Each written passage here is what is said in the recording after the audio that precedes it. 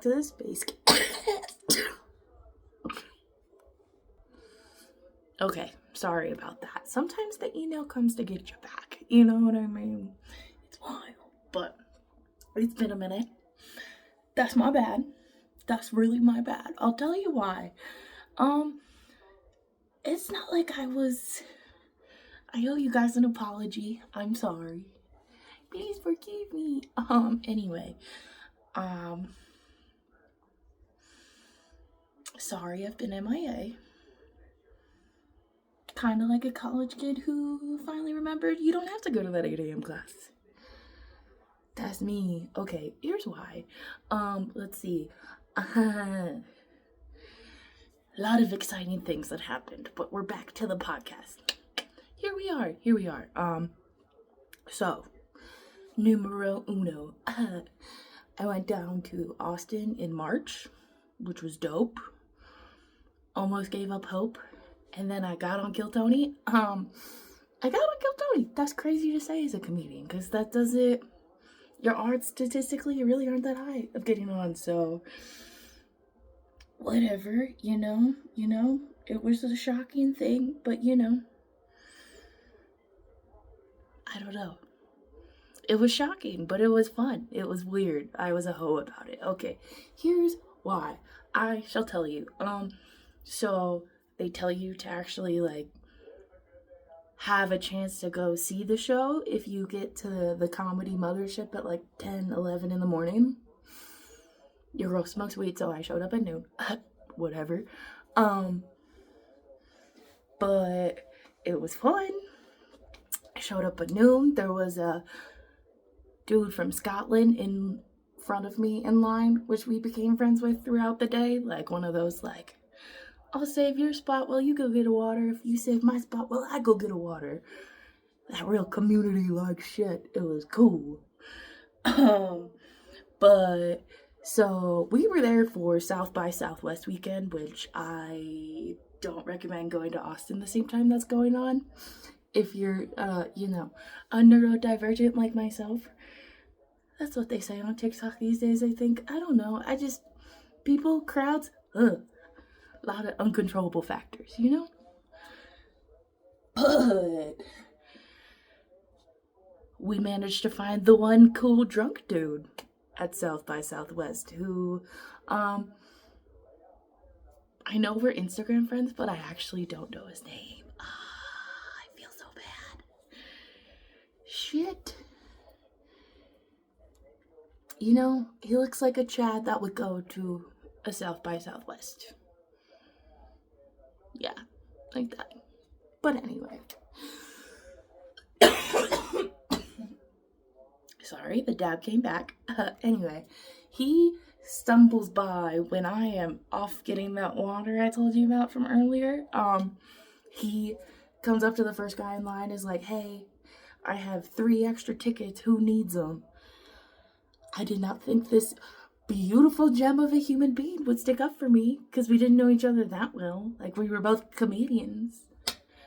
Comedy. I don't know. But he stuck up for me because he had a friend that also came with us to the show, if you get where I'm going with it. So magical. Anyway, I get to sit VIP in the Mothership, which was crazy for it being my first time at the Mothership. What a beautiful place that is, by the way, Joe Rogan. Not like you haven't heard that 1,000 times already. Anyway, we get into the show. We both put our names in the bucket, because we're inside. I spiral thinking I didn't put an I next to my name, so there's absolutely no way to know if I get called, I won't even fucking hear it. What the fuck? That kind of freak out. But, it was okay. I was starting to, kind of give up on hope throughout the night. And I was drinking a little bit. But, so, Tony Hinchcliffe always likes to set up comics who are funny, who have no game. Well, Tony asked when Kent Hunter was on stage. Any single ladies in the audience? Since I had recently broken up with someone in January and it was March, I figured that was fine. But me and one other bitch wooed. And then all of the real, oh shit, it's happening kind of started to hit me. And my Scottish friend, the one from earlier who got me inside, hell yeah, Mikey, shoves me up and is like, if you don't go up there right now, we are not friends anymore. Something to that extent. I was a little drunk. Maybe I'm making that up. I don't know. But, I was nervous as shit because I didn't really, want to go out on a date, but I'm a comedian. It's Kill Tony. You know what I mean? It's a... Anyway. So I go up there with my awkward energy. Yes, the one you're presenting here currently. What? Anyway. I go up there. I'm kind of freaking out on the walk up there because I realize there's no device that tells you where 60 seconds has gone by. And I have this fun thing where I'm time blind. Yeah, an hour, a minute, 6 hours. It doesn't really feel any different to me than, I don't know if that makes sense. Maybe this is just a dab thought. Definitely a dab thought. Whatever. It's fine. But it's crazy because Eleanor Kerrigan was on the fucking panel. What? Sorry. I just geek out because, she's a lady in comedy that's doing well and from Philly. And I don't know if I just projected my mom onto her by saying that, but my mom's from Philly, so I was like, yeah. Hell yeah. A funny Irish Catholic lady. My bitch. Anyway, and Rich Voss was there, which was cool, and Dom Irera, which was cool. I think he didn't say too much, but I think he was cool. I don't know. Anyway, they liked my set, I think. I'm pretty sure. I kind of blacked out, honestly.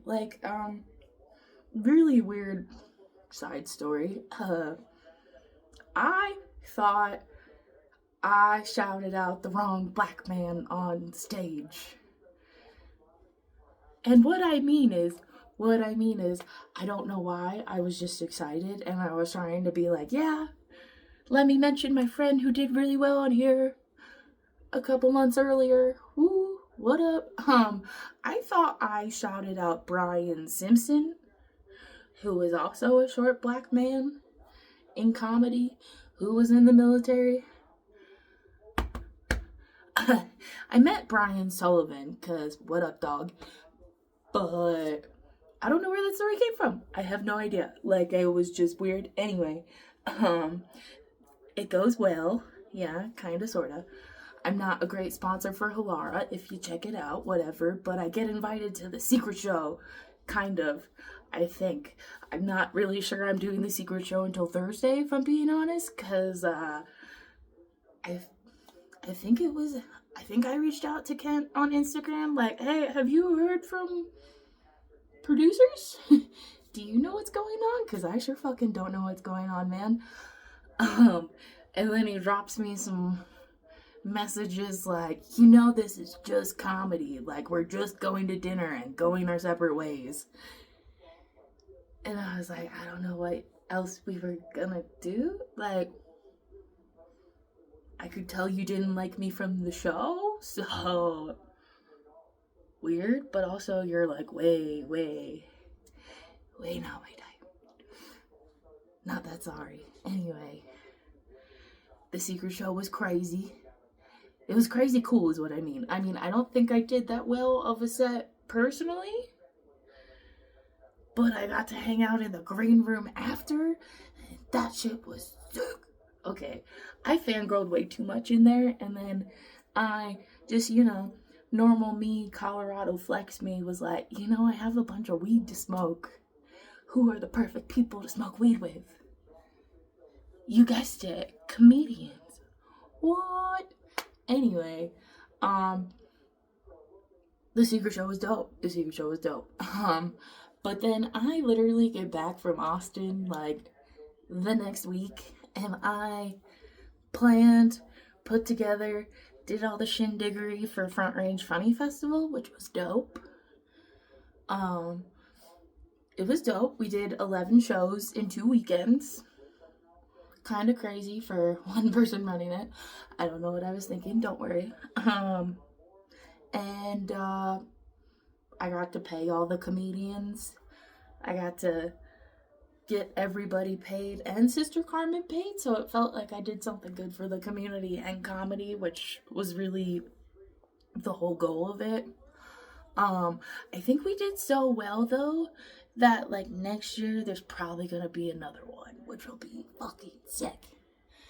But I also will not be doing it by myself. You know what I mean? That was terrifying last year. Why did I do that, you know? I don't know. But on top of that, I was juggling home ownership. Yep, I was looking for a house while doing a comedy festival and trying to keep it to my fucking self that I was on Kill Tony for a couple weeks. But I did get back to Colorado like after Kill Tony aired, and I was like, oh yeah, I definitely have street cred now. What up? It didn't get me on any earlier at any mic really, and got me booked like once or twice for being on the show, which was cool, I guess. No, it was cool. It was cool. I did one of my first headlining shows. Crazy to think about, just with like the time span of comedy, but I didn't do well. Apparently, been told it's a rite of passage. I'm not sure. I was doing all these like military jokes out of VFW where I thought there was gonna be veterans. So I went dark. When I mean dark, I mean real dark, you know, like, anyway. And then I had just like weird, give this guy promotable, forgetting what that was in the military. I remember now. Did I have to remember it from the old noggin? Yes, 100%. Whatever. But yeah, sorry. Stoked. Anyway. Wait 1 second.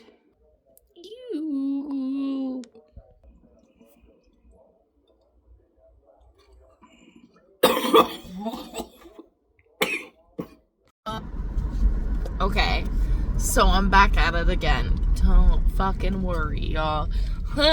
Okay, so we're back at season 5. I know. I forgot we existed. Not gonna lie. But here we are. Not smoking too much weed at all. Anyway, comedy has been great. I'm even announcing Front Range Funny Fest number 2, and it's cool because I'm trying to base it around Easter every year because I feel like people will be home and want to like go support charity. So Easter is on 420 next year, y'all. I don't know what a more perfect comedy festival for a comedian like me. Sorry. I don't know why I'm really excited, but I'm really fucking excited anyway. So we're back in comedy. It's just been hectic, I think, because I spent most of the summer moving. And I didn't move that far, relatively. Like, we went from Lafayette to, like, Denver. So, maybe 20 minutes, if that. Did I move for comedy purposes? Probably. Because if I'm being honest, being a female starting comedy when I did, trying to convince other people to let you up on stage at a reasonable time I thought I was gonna have to suck dick. If I'm being honest.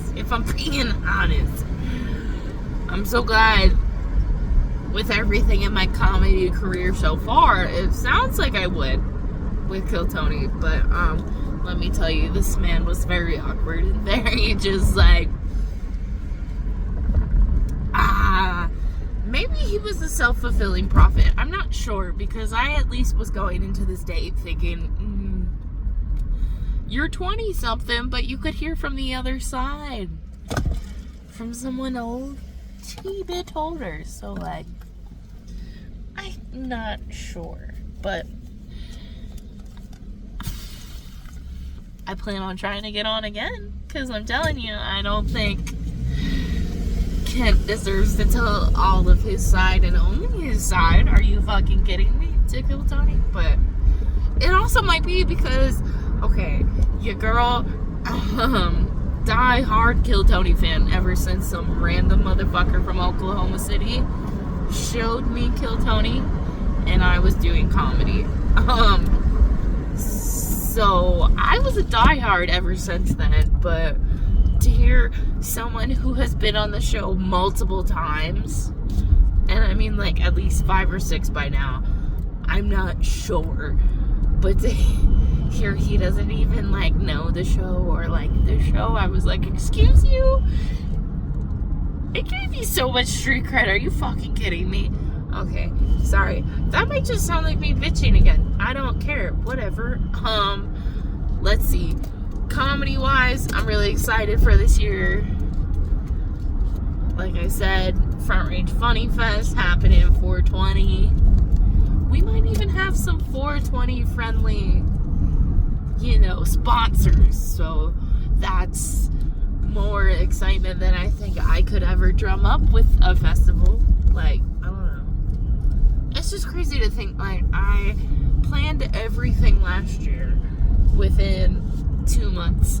So, bad idea there for anyone who wants to do a comedy show. Like, give yourself time, bitch. You'll need it. But, I feel like giving myself 6 to 7 months this year will set me up for the go. I don't know. I'm hoping so. I'm also hoping, honestly, to go back down to Austin and maybe get on. I'm not sure. Like, okay, so I went down in March, got on Kill Tony, went down in May? Yeah, May for Mother's Day because my family decided to do a new Mother's Day tradition, which I am 100% here for. Mostly because I feel like as a society, I don't feel like we talk to older generations in general, and I feel like just adding them to your daily conversation might make you a better person. I'm not sure. I also feel like, though, I have a weirder... I would say weirder.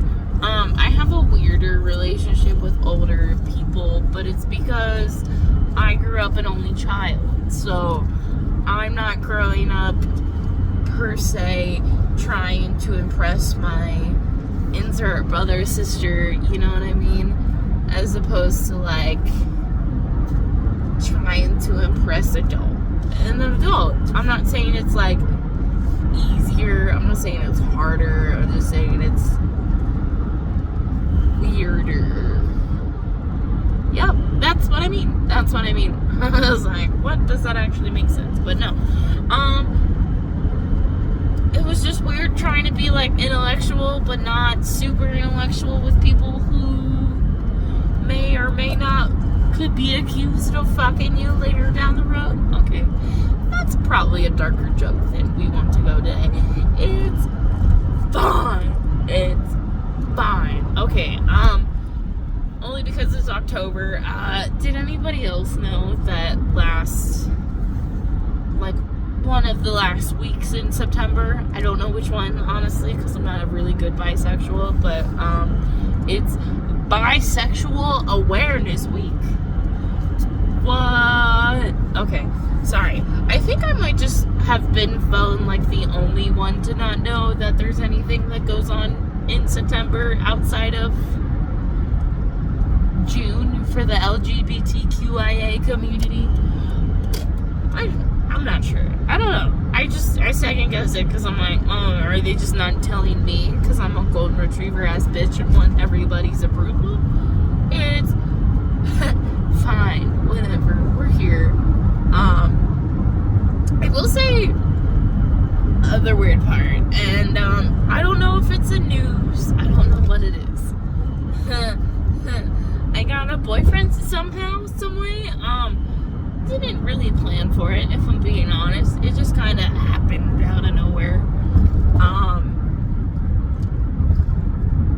I, full transparency, was terrified it would happen like my last 2 relationships where they just kind of all of the sudden were a part of my life in every way, shape, or form. So I think trying to establish solid boundaries is something I've been struggling with, but I've been trying to communicate about. So is this why I'm telling you guys? Probably. Not 100% sure, honestly. The last relationship I was in, I dated a comedian who I barely saw, and like, I thought we were better friends than what we were, you know? I don't know how else to put it and not sound weird. Moral of the story, do not shit where you eat. For the love of God, do not shit where you eat.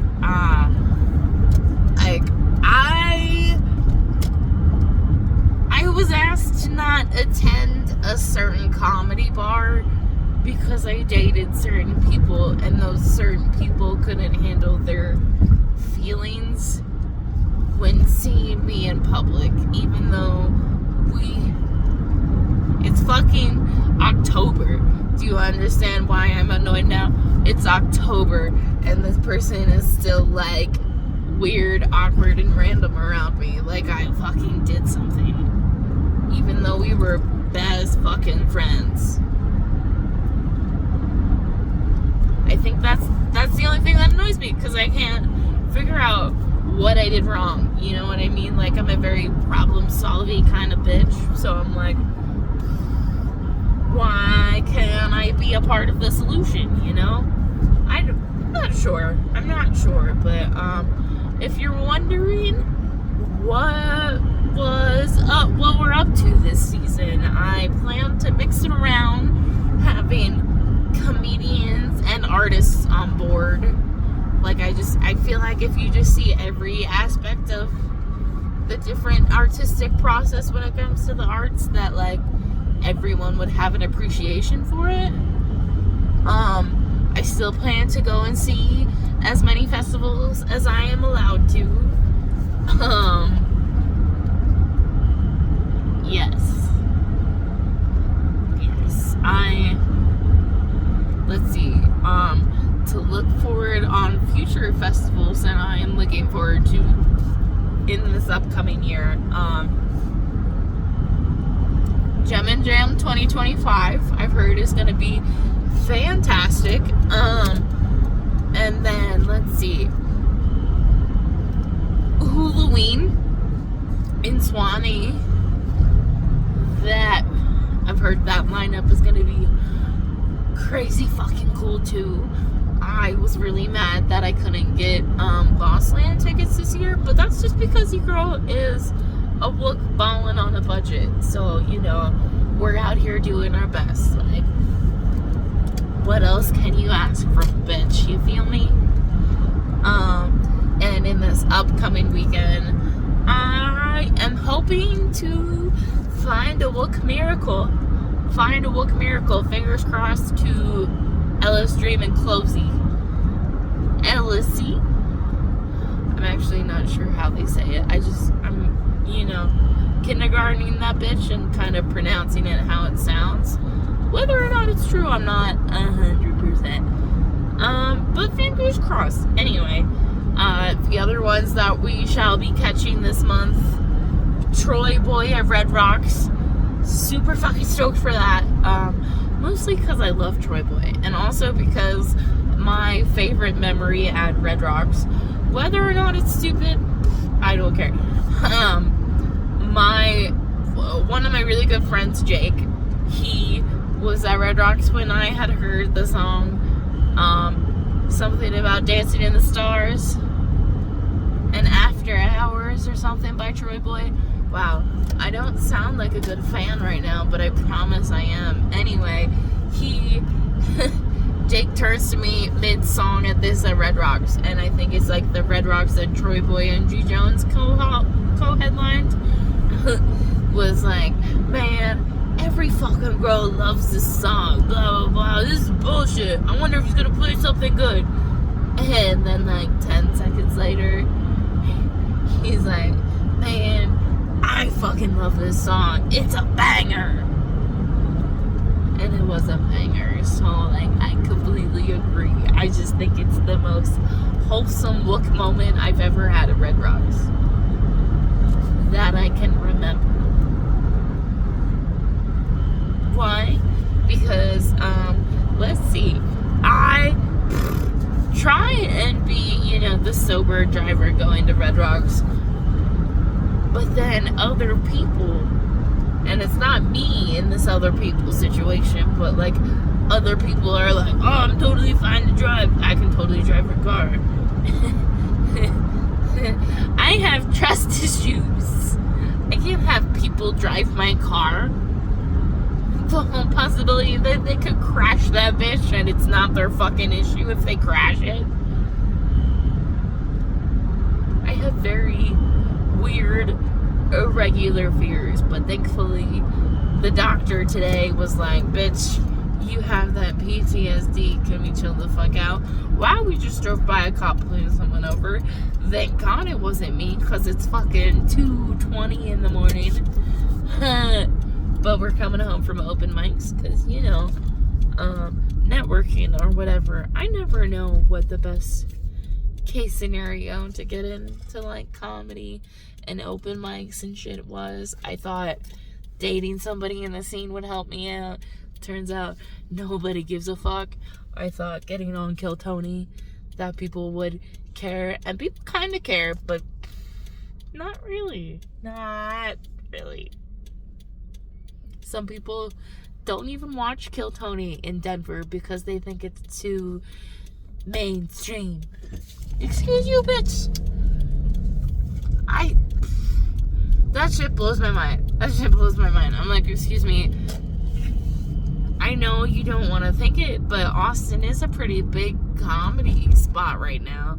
Whether or not it's saturated with a lot of very good comics, that's debatable. But the whole idea that, like, you can go to a few different bars per night and, get up, get laughs. You don't get that in other places. Well, I just drove by this cop who was like on top of a Prius, and it was a very weird, very Colorado thing to say. See, not say, just see. Nobody cares.